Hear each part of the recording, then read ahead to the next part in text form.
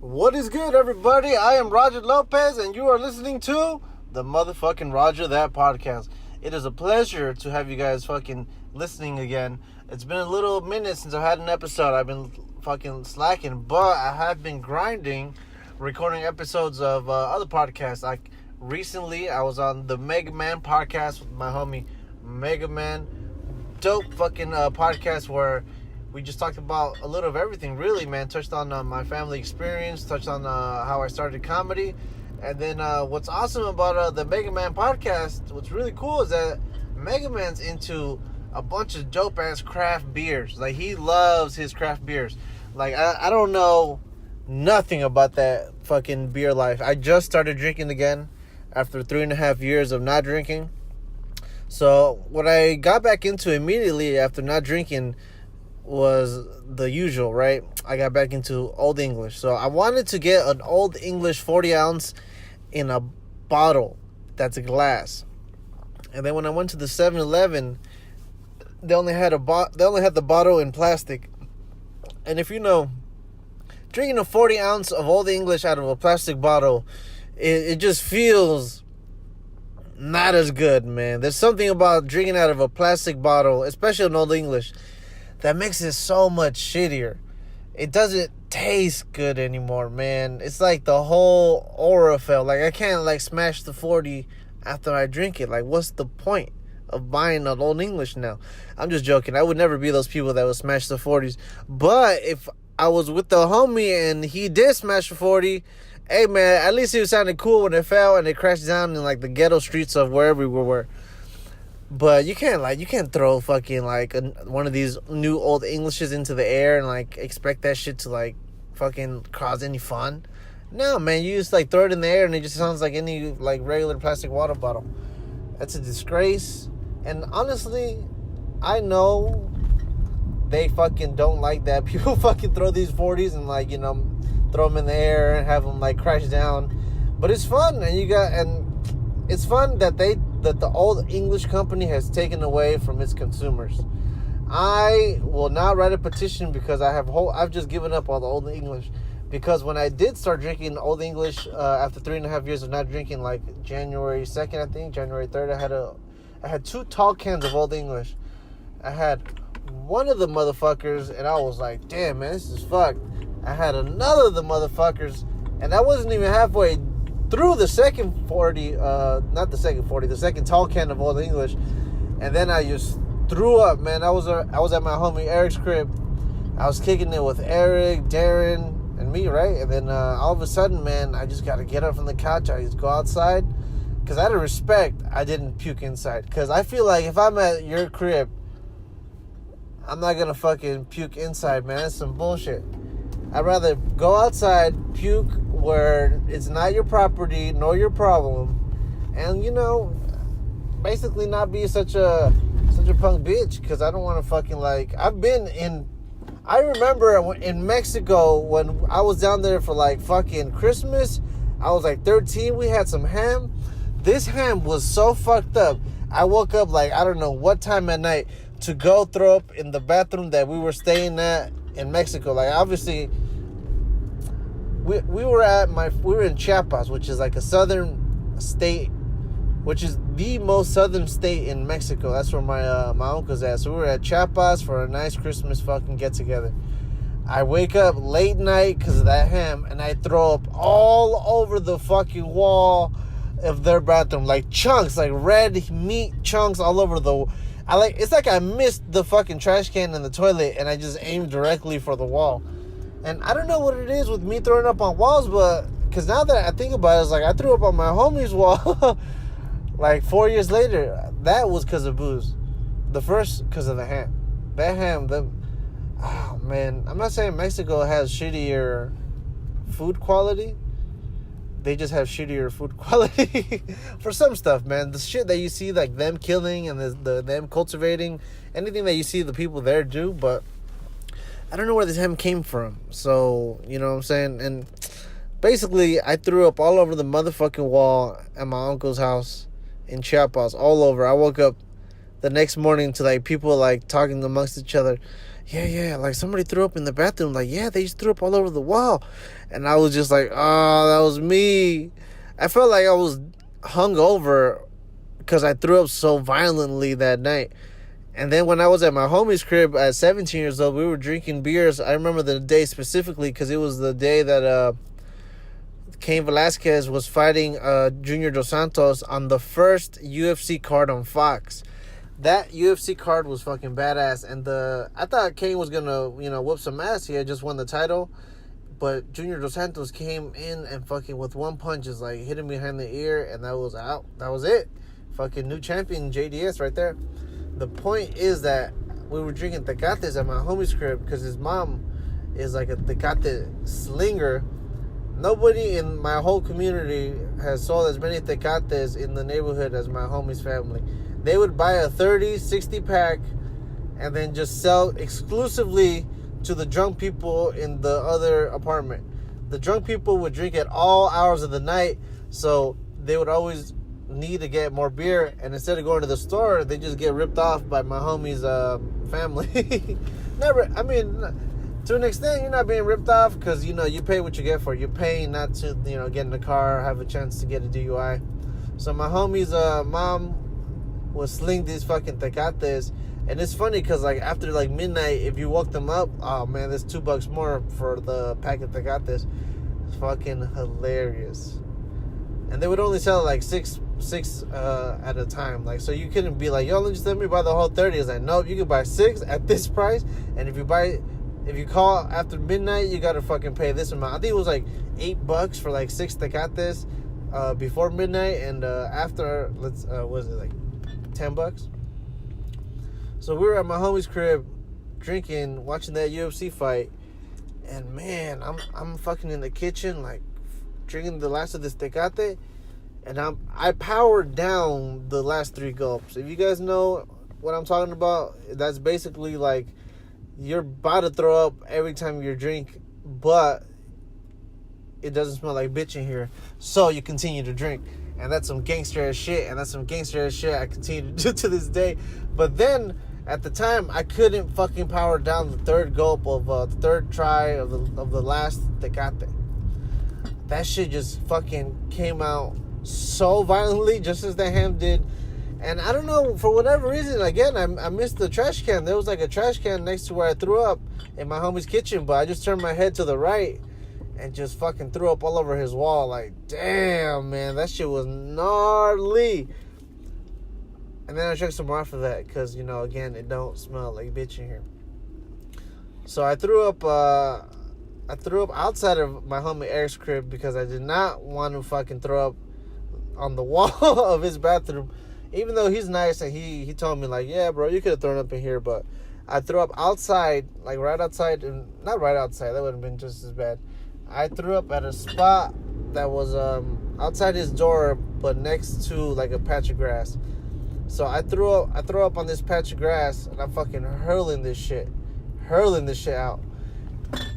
The next morning, I go over to my homie's crib, and then I see these, like, how can I describe it? Not cactus, but like, like agave, how it grows out from, like, it has a root, and then the spiky parts just come out like a flower. So I threw up on one of those, like a succulent, but a big ass succulent. So I threw up on one of these motherfuckers, and I didn't know at night that I had thrown up on it. So the next morning when I'm at Eric's crib, I walk by his door, like, and as I'm walking towards the door, I'm like, yo, man, that succulent looks amazing, man. I've never seen a succulent that has like that big, that's that, like, green and red. Like, it has a nice redness to it. I had eaten some hot Cheetos or something red beforehand, because all that shit in the fucking, my vomit on top of that succulent was red. I had to confuse my fucking vomit as, like, the succulent's natural beauty. What a fucking nasty motherfucker. That was my car telling me, go get some gas, you bitch. As I said, I am driving currently. Right now, I am going, where am I going? I'm going northbound on Crescent Heights towards Hollywood. I actually got to go hit up the Trader Joe's because I'm trying to get a bottle of tequila, see what's up with that. What fucking street is that? Is that on Beverly or 3rd Street? man, I forget. But I'm gonna take a ride on Wilshire and just get on La Brea and fucking find out for sure. I have some bottles in the back. It sounds like I'm a real alcoholic, but folks, please. I just started drinking after 3.5 years. I'm definitely not boozing up like that. I'm just enjoying myself. What's the main nitty-gritty, folks? I wanted to talk about my comedy career, really, how I started and all that, but I kind of talked about that on the Mega Man podcast, which you guys can just check that out, man. We really got deep. I recorded with him on Sunday, and I told him from like literally the beginning of me like getting up at the Belly Room as my first spot to running a dope ass mic with my homies now called Goonsquad, which you guys should all come check out because it is the best open mic on fucking Friday, and it is the latest open mic on Friday as well, man.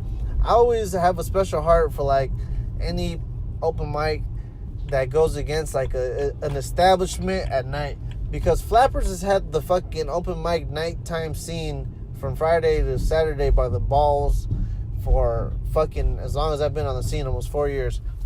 At night on Friday and Saturday, if you want to do comedy and you want to book somewhere, shit, you gotta get your ass down to Flappers. And for me, Flappers is cool, but man, it's not as cool as fucking, running your own shit, man. Because I would go to Flappers sometimes from my crib over by the shitty part in Culver City. It would take me 33 minutes. It's like 23 miles away from my crib. I would go there to Flappers. The mic wouldn't start till 11:30. Sometimes it would get pushed back to 11:45, which sucked because they always ended around like 1:10, 1:15. So then these motherfuckers, oh shit, wait, I'm on the lane to turn left on Fairfax. Damn, I'm on the wrong lane to do all this shit. God damn it, I didn't even notice. How are we gonna do this? All right, I'm gonna take a left turn right here. Take a right turn right here. Folks, I wouldn't do any of what I do driving wise at home. It's only meant for the people who can really fucking nitty gritty out in the streets. I feel like I'm a good driver at this point because I delivered for Pizza Hut. I delivered for like not that long, like 2.5 months. I delivered 2.5 months for Pizza Hut, but that was enough time to boost up my ego to make me think that I can fucking drive like I'm Jason Statham in Transporter. And have I been driving like that? Not really. Is what we tell my girlfriend.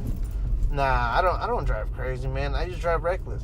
Ha ha, bitches. Nah, man, I drive with the utmost caution, and I'm always protected because I'm a Persino. So if you guys don't know what that is when you see a Catholic basically go the up, down, left, right, and then kiss his hand, and then if you're a true fan, you point up to the fucking sky with the hand you use kiss, because God's always representing. So right now I'm taking this right so I can get up on let me fucking turn that down because you guys can probably hear that a bunch. Right now I'm taking a right on I don't know what the fuck street, but I'm not gonna be stuck in some motherfuck traffic that was Fairfax when I was turning left on Fairfax on Wilshire. I went down 2 little alleyways past the 99. If you guys know the 99 over here, then you guys know exactly where I'm at. I'm over here trying to fucking again be the transporter motherfucker. I forgot what I was talking about beforehand, but the point is, go check out the Mega Man podcast, dope ass podcast. Thank you very much to the person that just let me in. Gonna fucking take a left right here, skirt. So yeah, check out the Mega Man podcast, dope as fuck. And then also, man, I did a cool ass podcast with my homie Jeremy Beam over at his crib. He fucking had Legos from like his childhood shipped over from I forget where the homie's from. Wherever they make Jim Beam. He's like a descendant. He's like a 25th cousin of Jim Beam. So if you ever drink some of his shit, bro, you gotta check out his podcast, my homie's podcast. I forgot what his podcast is called too, man. Or I don't even think he has a name for it. Or it might be Mega Bloks. I think it might be Mega Bloks. Either way, we fucking have like a podcast, and then we like make something with the Legos that he has like a ton of, and it's awesome. He has them set up like this is a pile for like the bass, this is a pile for like the little people, like little little trinkets that you can make your Lego like fucking land be more like, you know, just stand out there. Damn, these motherfuckers are slipping out over here, man. Nobody's driving. The bus driver is honking at me because the person in front of me wasn't motherfucking driving. What am I gonna do? I'm just trying to record. Motherfuckers. Is there a Trader Joe's on Fairfax? There probably is, but I can't check. Oh wait, I can check, but I'd rather not because then it's gonna hear the tapping on my phone. I'm also driving. That should have been the main thing where I shouldn't check. But if you can't like text and drive, you're a bitch. Nah, I'm kidding, man. There's been too many commercials I've seen where it's like, whoop, and then it's the blue message, and then it's like, whoop, oh my God, I'm driving, it's so crazy, and then whoop, that was the last text that she ever sent. Oh, speak of the devil, as soon as I said, is there a Trader Joe's around here? There's a Trader Joe's in front of me. Hell yeah, there's one on 3rd Street. Which I think there might be, there's one on 3rd Street too, over by fucking La Brea, if I'm not mistaken. But goddamn, the left turn for 3rd Street is such a motherfucker, dude. It looks terrible. How am I gonna get into this fucking Trader Joe's? Ah, man, this sucks, man. How am I gonna get to this Trader Joe's? Man, this is 3rd Street too. 3rd Street in Fairfax. This is where the Grove's at, man. This shit is populated as a motherfucker. Fuck. I'm already on 3rd Street too, man. I need to take a right at some point. Alright, I know where I'm going. I'm gonna get there, folks, but I'm pleasantly happy that you guys are here. Just in case shit gets real. I'll be like, yo, I got an alibi, yo. This is the cool part about driving on Fairfax and 3rd is that there's a bunch of dope ass cars that you can check out. Like there's this like fresh ass 911 Porsche that's all black. They just pulled up with the sickest rims, man. The fucking sickest rims. What's crazy to me about these like crazy sports cars is that if you look at the rubber that they use for the tire, it is thin as fuck. Why? I have no idea. You think they try to make it more resilient, but nah, that shit is thin as a motherfucker. Alright, I think I can make it to this Trader Joe's just to be more on the convenience side. Let me do this shit, man. I just gotta make some maneuvers again. Driving in LA is all about just making all these moves and shit. Just making sure that you don't, like, it's all, driving is, what I notice is just about, like, it's a game of inches. Like, everybody is always, like, a few inches from, like, completely, like, either scratching up somebody else's car or completely, like, just fucking wrecking their shit. Everybody's a few inches from always doing it. So right now, I'm in some alley that's behind the Trader Joe's. Gonna see if they got any parking for the Trader Joe's, which would be badass since I'm fucking in this alley. So we'll see what's crack-a-lacking. The police are ahead of me. I will stop talking for a little second because I do not want to get reprimanded. 3 police cars right here. Kind of scary. I'm not sure if you guys noticed, but I don't particularly fare well with the police. Being a fucking goon, a savage. So I will keep it moving along. Anytime I see police, I'm just like, I try my best not to fucking come near them motherfuckers. Alright, so no parking anytime except if you got a bullshit ass permit. Man, fuck them, and they're always like, oh, you always gotta have a permit to park in my area. I hate permit parking, man. It's just basically a way for people to keep other people out of their community, which is bullshit. Because, damn, no parking anytime for any of these bitches? God damn it. Alright, you know what? Either way, I had to go back down the other way. I wanted to park at a meter on Fairfax so I can get into the Trader Joe's, and that way I'm not fucking like by the police either. So it's kind of a win-win, kind of well, I can park here. No, actually, this shit sucks, man. It's like no parking till 6. Once it hits 6 in like 2 minutes, it's done. Damn, this shit is all permit parking, man. Fuck permit parking. I'm gonna say this all the way up until I get permit parking where I live. Then I'm gonna be like, man, hell yeah. But until then, fuck these motherfuckers. I'm gonna go to Trader Joe's, pick up a bottle of tequila. From what I remember, the last time I was at Trader Joe's, looking at the tequila section, they have like bottles of some fucking great shit for like $10. A whole bottle. Bottle. I just looked up how much a Patron bottle cost at a CVS. They're charging $45 for a bottle of Patron at a CVS. That is fucking insane. When you can buy a whole bottle at Trader Joe's for $10. And yes, will it be will it be good as the Patron? Maybe. I'll fucking have to find out myself. But the point is, I'm already trying to find some parking. I think I found 1 meter, maybe, possibly. There's the farmer's market to my left, the girls' farmer's market. If you guys ever want to eat some good shit, definitely check this spot out. Well, actually, if you want to eat some good shit and spend a lot of money, check this spot out. Because this shit ain't cheap, man. They got to pay over the overhead somehow. Oh, man. Where the fuck is the meters? God damn it, man. I just circled this bitch and did not find any motherfucking meter that I fucking saw originally. That's some bullshit. I'm just going around in a motherfucking circle. Folks, Roger That Podcast is going to take a brief moment so I can get shit done.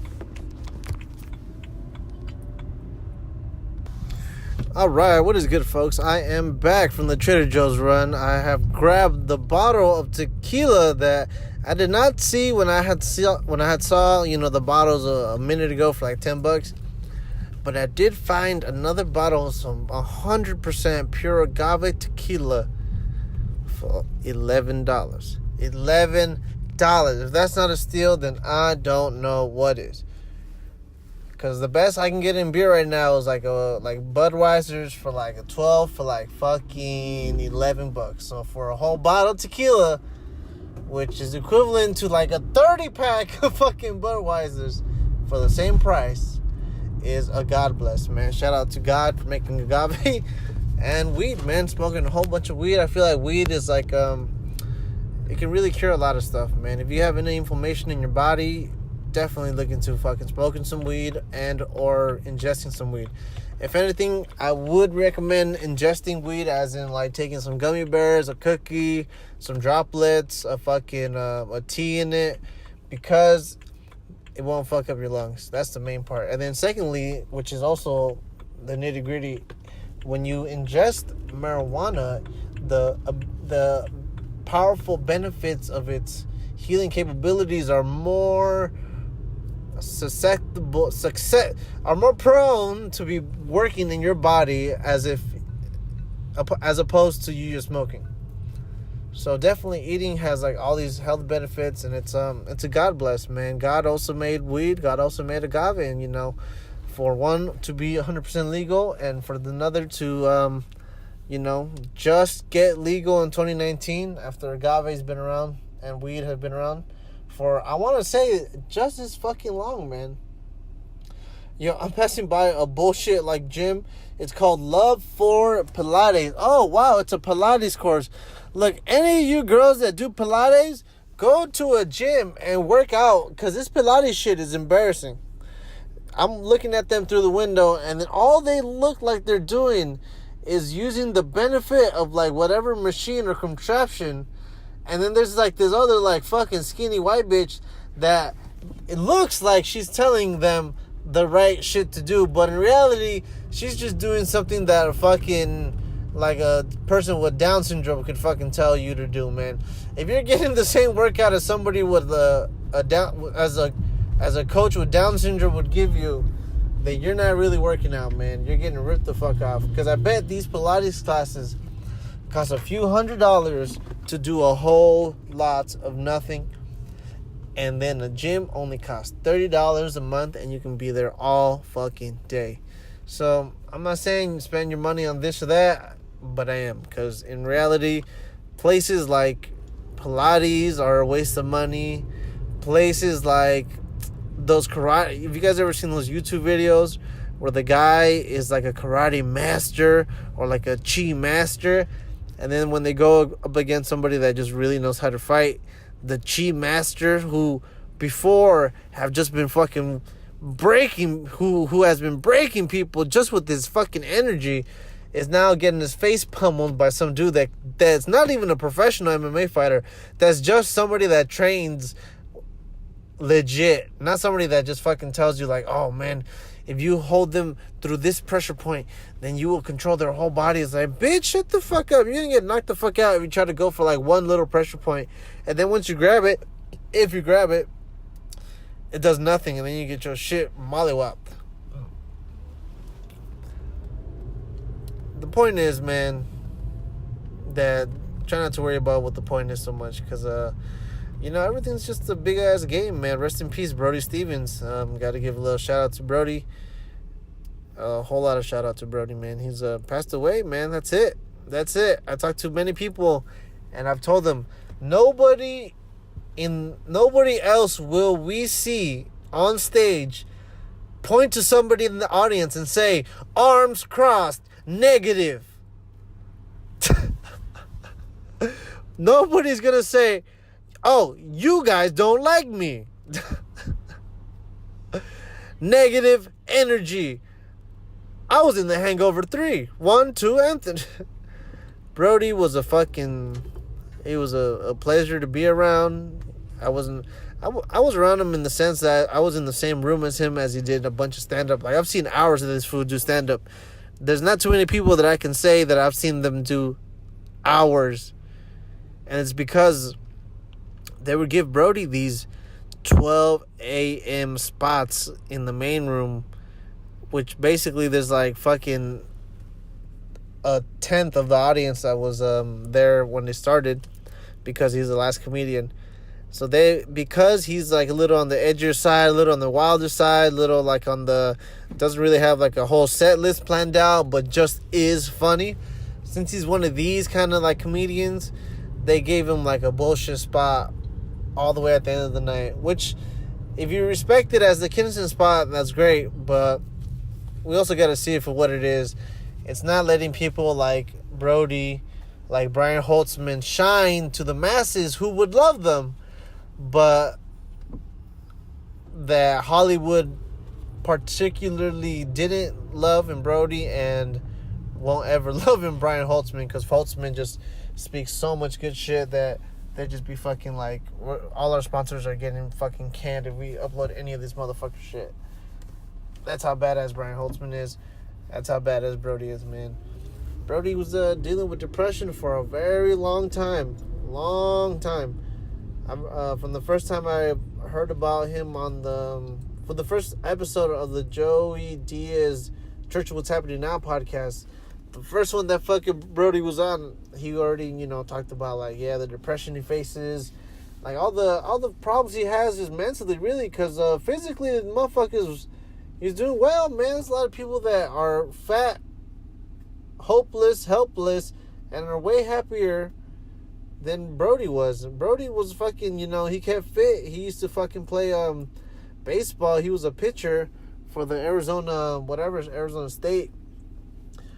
So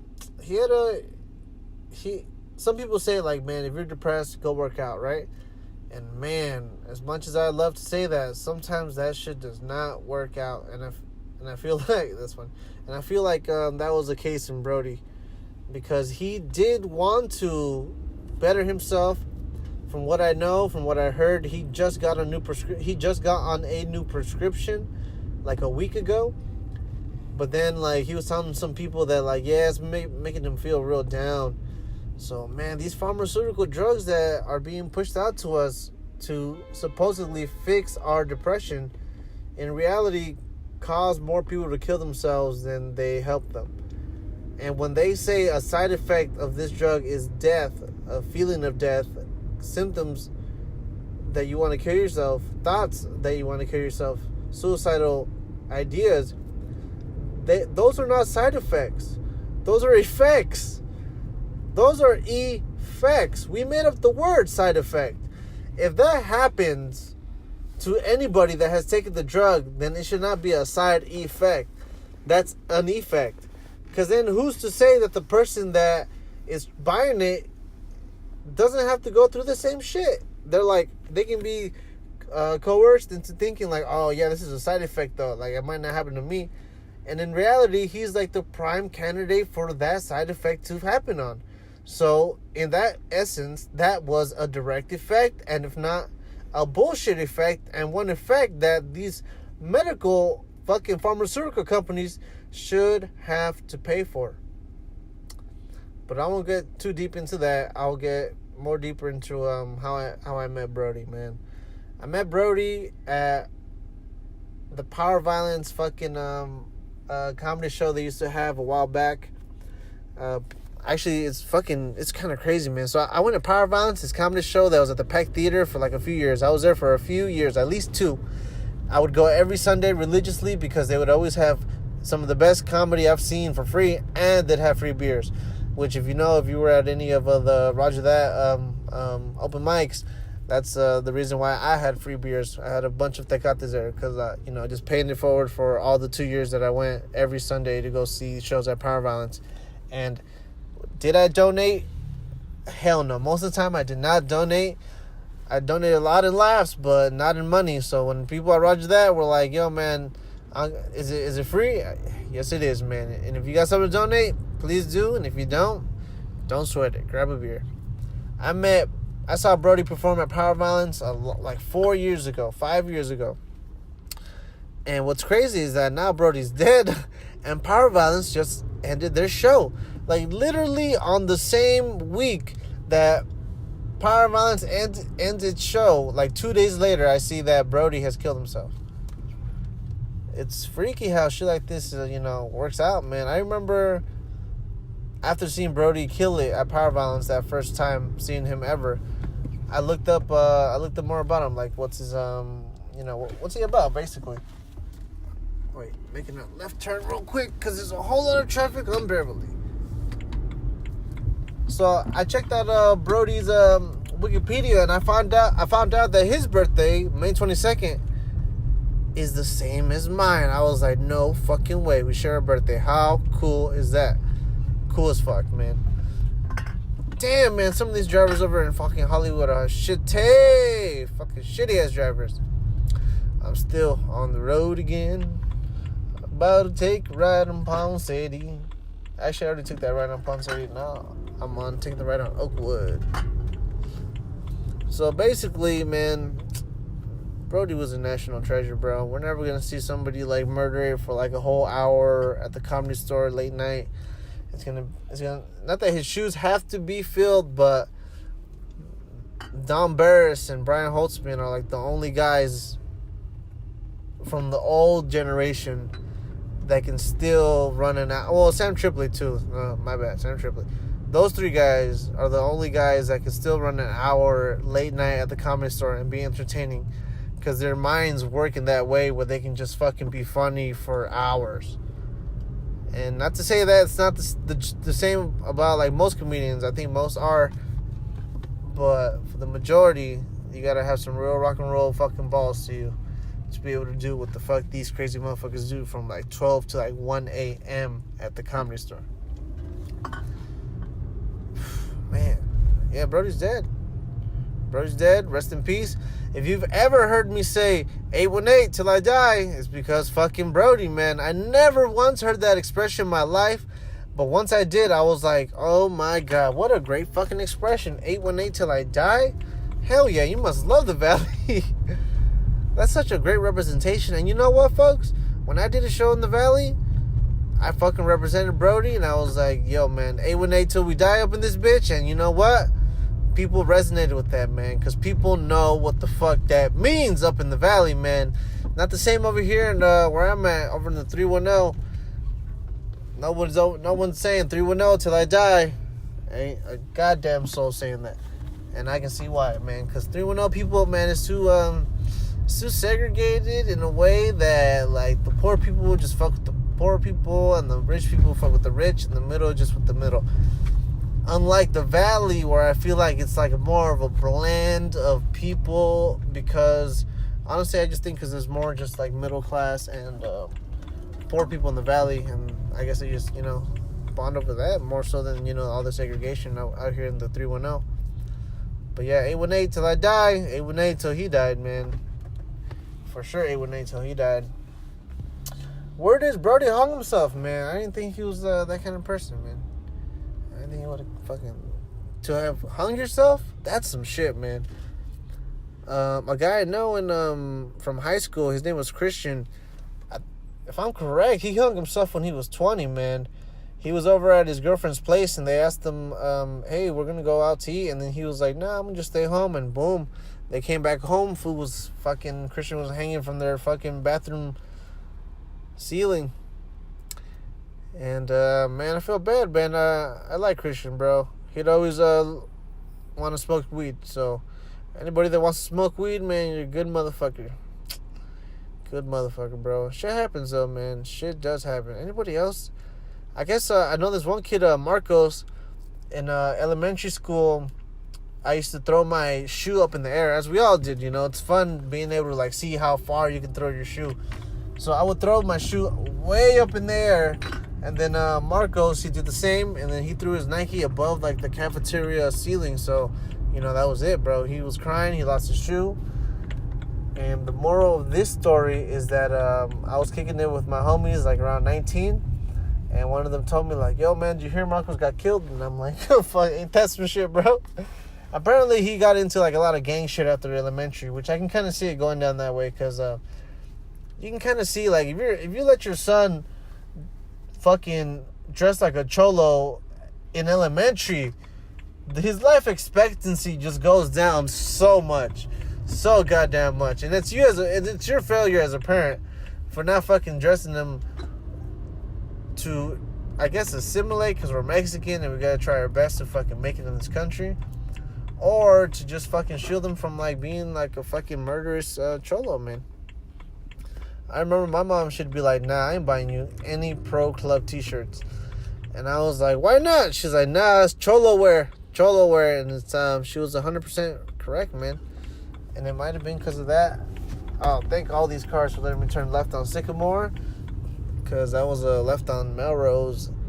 And now I'm by the homie's crib. All right, folks.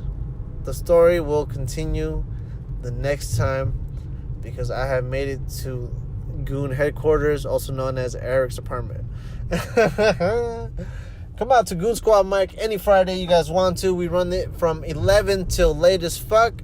We usually go till 2 in the morning, if not like 2:30, 3 in the morning, because unlike most open mics, we want everybody to get up, man. That's a goddamn fact.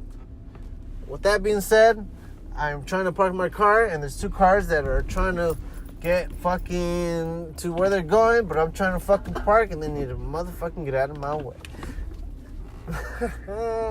This is like the first and last time I'm doing a podcast while driving, because this shit is distracting as fuck. If I'm not talking about like the shit that I'm doing sometimes, I might fucking crash.